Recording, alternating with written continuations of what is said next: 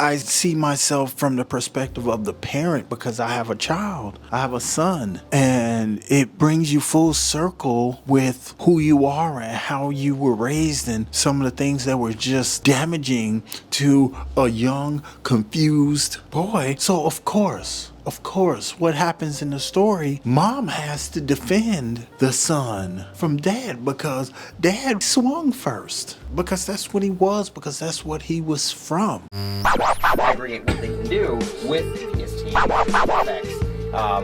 And we talk about the Greetings and welcome back to my channel. My name is Brett Bonner and I appreciate you stopping by. If you're new to my channel, this channel focuses on books, literature, reading, and everything that falls within that realm. I'm excited. I'm super excited today because I get to talk about a book that just kind of blew my mind. I don't know how else to say it. Let me tell you how it came about. Online, Isaac Song. Everywhere I look, I see this book, Isaac Song, Isaac Song, Isaac Song. I'm like, all right, what is this book about? I do a little bit of research and I'm like, okay, this sounds pretty interesting. I think I might check this out. But it's a sequel, which means that there's a book already written, which is Don't Cry For Me, which is the one I'm going to talk about on today's video because I want to read Isaac's Song. But before I did that, I had to go and read Don't Cry For Me. So if you did see Isaac's Song online and you have not read Don't Cry For Me, then pump your brakes. And you still got time because I picked it up on Audible and it cost me under $7. So if you're interested in checking out Isaac's Song, check out Don't Cry For Me first. I got to get myself together. I really got to get myself together. I hope that everyone is happy, healthy, and taking their opportunity to read. Now,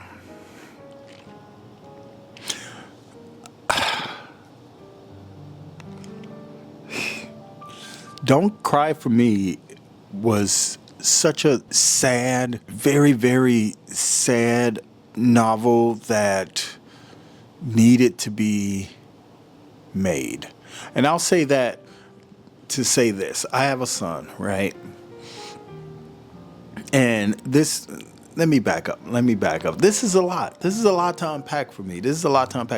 Okay, so this is a story about dad, whose name is Jacob. And Jacob is dying. Jacob is in the hospital dying. And trust me, I'm not telling you anything that you can't read on Audible. Maybe a few more things. But anyway, okay. So dad's dying. Okay. He's sick. He's going to die. He has cancer. He's going to die. And he is he's making his final attempts to communicate with his son, who is gay. And this book starts, I'll tell you where the book starts.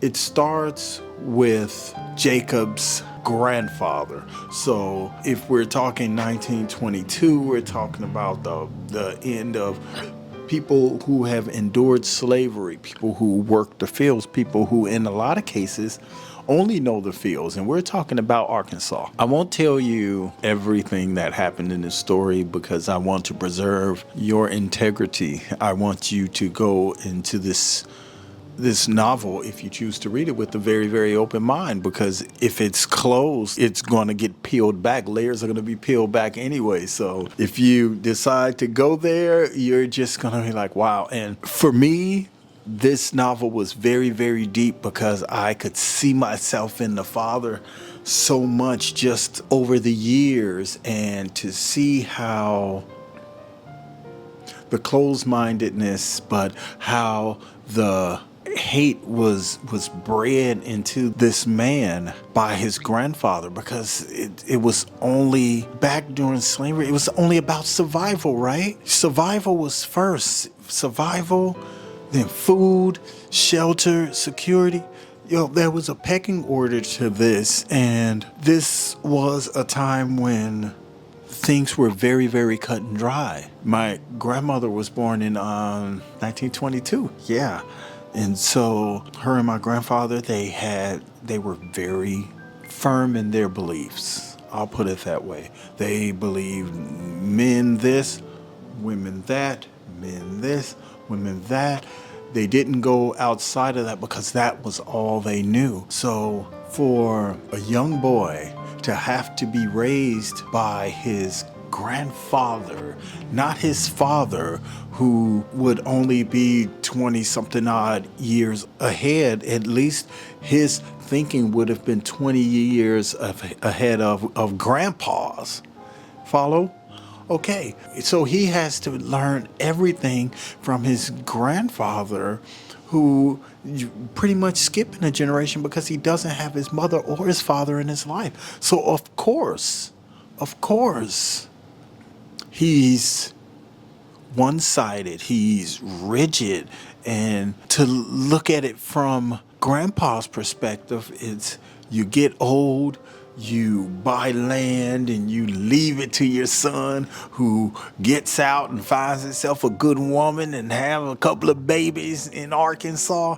And that was the way things were supposed to go. And I understand it because that's how it was. So this novel it hit the nail directly on the head, in so many things. It was just so much depth in the writing, and it was so many ideals. It was just part of our culture growing up, us meaning part of African American culture growing up. So many just different ideas. It was just the standard, and it was no different than white people. It was just a different level of desperation, because it wouldn't have been any different if this was a white household back then. I don't want to get too far, but Isaac is the son. He's being raised by his grandfather.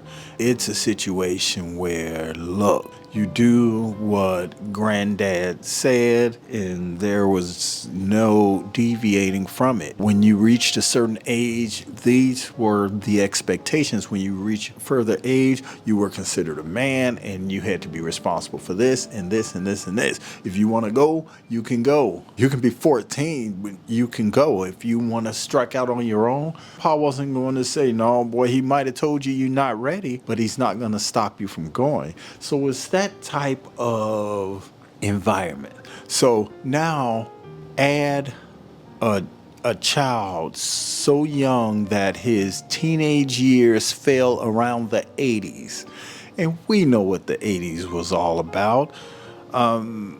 There was hip hop, there was drugs, a lot of drugs in the 80s. There were, in where I lived, there were a lot of drug dealers, so there were a lot of drug addicts in the 80s, but it was also during the AIDS epidemic. So it was all of these unknowns when it came to things like AIDS and alternative sexual lifestyles. I'll just put it that way. So for this man to find out that his son is gay, it was just like, oh my God. So this book explores why dad is the way that dad is, why dad thinks the way that dad thinks.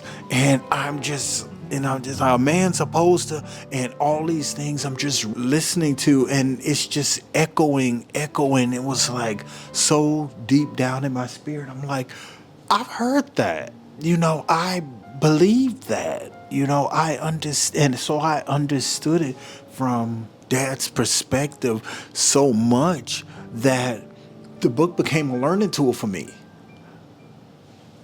The book became a learning tool because it was like, damn, I really, I have a son, but, under the same circumstances, the way that I've always thought and the way that I was raised, I would have been the same way, the same destructive, dismissive, uncaring way. And the book breaks down how the things that we say, how they penetrate, and how they affect a child who is innocent, but speaking his truth. And in speaking his truth, he's being villainized for it. So he has to be extra careful. But if he is just a child, he's just doing what he thinks a child should do with absolutely no example. You know, he didn't have anyone else. So the book takes you from dad's being raised by his grandfather, meeting and falling in love with a beautiful young woman, and them having a child together. As I'm listening to this story, I see myself in it not being Isaac. I see myself from the perspective of the parent because I have a child. I have a son. And it brings you full circle with who you are and how you were raised and some of the things that were just damaging to a young, confused boy. So of course, what happens in the story, mom has to defend the son. Mama protecting her cub from dad because dad swung first. Because that's what he was, because that's what he was from. You know, so it was, at times, I will admit this novel got really, really frustrating, but I think the author did a really good job of keeping you emotionally hostage. I'll give you an example. One scene, they were out to dinner. Mom, Dad, and Isaac. Son gets a role in the school play, Little Orphan Andy. Okay, so he gets to play Andy. Not Annie, but Little Orphan Andy. So Dad's out there proud. All the parents, the dads are all out there with their wives to see the kids do this play. Now, Dad's from Arkansas. Dad's rigid, and everyone knows it. It's including Isaac. So that's my grandson's name, by the way. Shout out to my grandson if you're watching this. So the kids come out, and when Isaac comes out, he's in a red wig. Of course, Orphan Andy, she had red hair, so he's in a red wig and he's dancing around and doing his thing, singing and dancing. And Dad is just like, it's like he's ready to just, he has to hold himself literally to keep from exploding. And in his mind, his mind, he just cannot fathom how this is not something that a girl should be doing. Girl wig. 80s girl wig. And he never had any, there was never any leveling to his temperament because that's not what he was from. He was from violence. He was from straighten up bow. He was Mr. and Seeley. He grew up like that. Mr. was his grandfather. He could not express himself because he was like, this is my responsibility. I have to control the narrative here. And why do I have to control the narrative? Because I'm Dad. Because this is my son. This is embarrassing. Can't you guys see that this is embarrassing? And Mom has to do all the defending, and she's weary. Mom gave up on her dreams a long time ago. So Mom is weary, and the son feels hated. He completely feels hated because everything he do, he became so nervous and approval seeking. And Dad's like, he tried. He really tried. And from his perspective, you just see it so clearly, like, he was making mistakes, but when he explains these things, you say, of course that's what Dad's gonna say. How can he not?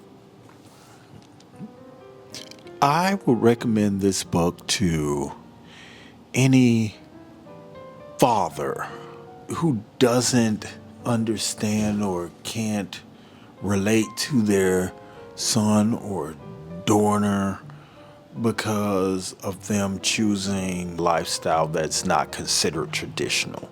I'll put it that way. So it brought up all of those things, and in the end, you realize how Isaac, the boy, could see his dad as a monster. Because he's innocent. He doesn't know. He's like, I'm not doing anything wrong. I just like folding my napkin and I like dabbing the sides. And goddamn sure don't like baseball. And Dad's like, oh, you're going to play baseball? You know what I mean? Yo, you're damn sure going to play baseball. You're not going to be running around here. So he was very, very close-minded. But the way he explains it, it helps you to understand. And he never received,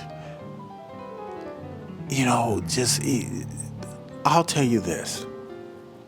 Dad, as a boy, same age, was a part of a group of boys who did something to another kid on the playground that was absolutely irreprehensible.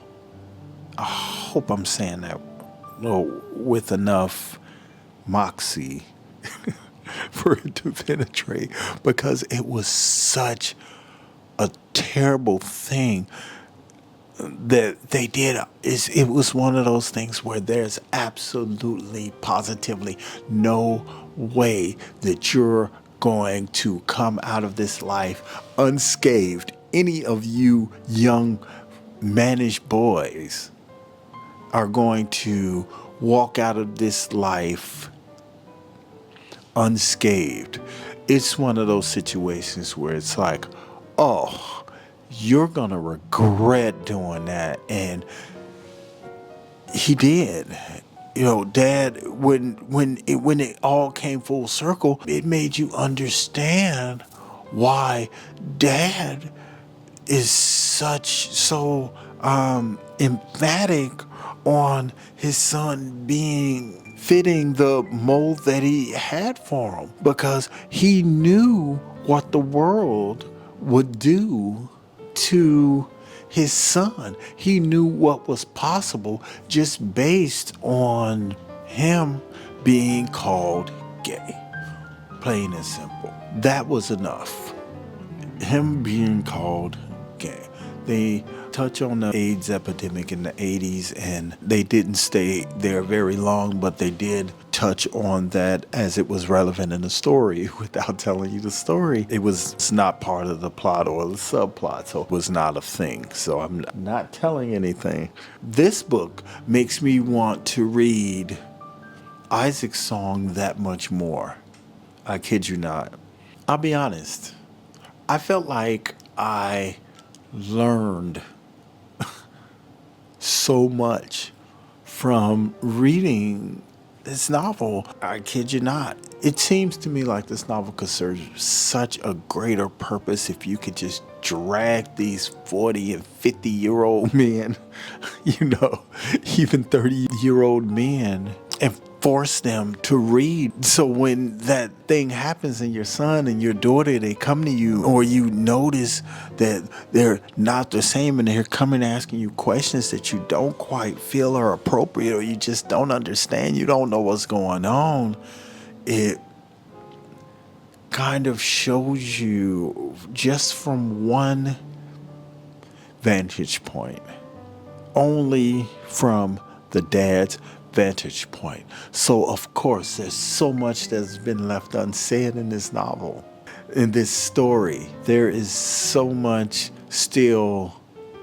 unsaid because we got this novel from one vantage point, and that was Dad dying trying to make amends. So now Isaac's song is going to address the novel from his point of view. I don't know who or how. I just don't know. And I didn't go read reading all into it that deep to try to figure it out, because I want the story to just resonate. I want it to stand on its own. I want to be completely just fresh off of this novel, if you know what I mean. I want to just say, okay, let's pick up the story. I don't want any expectations. I want to just go straight into Isaac's song and read it. It was such a well-written novel. It's easy to look at a novel and be like, oh, this is going to be this, or it's going to be that, or it's going to be a cry for this, or blah. No, it's raw, it's real. It's just like, and when you think about it from Dad's point of view, it's rough. I didn't realize how rough it is until you imagine this big old man from Arkansas saying these things to his young, gentle, honest, not confused. He was honest. I think that when you try to inject the word confused, that's a completely different dialogue, I think he's confused. He doesn't know what he wants. Oh, he tried a few things, but once he was certain, he was certain. I'll just put it like that. Once he was certain, he was certain. So I've been talking for over 30 minutes about this book because it was a great read. It was I did it on audiobook, and it was about 7 hours. It was about 7 hours. And I'm recording this on Saturday. So Tuesday the book comes out. So you still have a few days to go and pick this book up if you're interested in it. It's on Audible, and it was very, very inexpensive. Who knows what's going to happen once the new book comes out? The price may shoot back up from $6 on Audible to $18. Just force you into really understand Isaac's song. You have to be able to go back. That was the purpose of this video. So yeah, if you did watch this far, I do appreciate you. I'd be interested in, I'm definitely going to pick it up. I'm going to be very, very upset if I can't get a physical copy where I live. I haven't ordered it or anything, but I suspect that it's going to be in the store. It's going to be right there. Just like when I went for Ta-Nehisi Coates, it was right there. And I was like, thank goodness, because, I live close to Illinois-Iowa border. So, sometimes it's a little bit slow to the game. My area is a little bit slow to the game. But, yeah, I want to thank you for watching this video. My name again is Brett Bonner. If you like this video, click the like button. I invite you to subscribe as usual. And I will see you in the next video. Pieces. Create what they can do with PS Team effects, and we use like the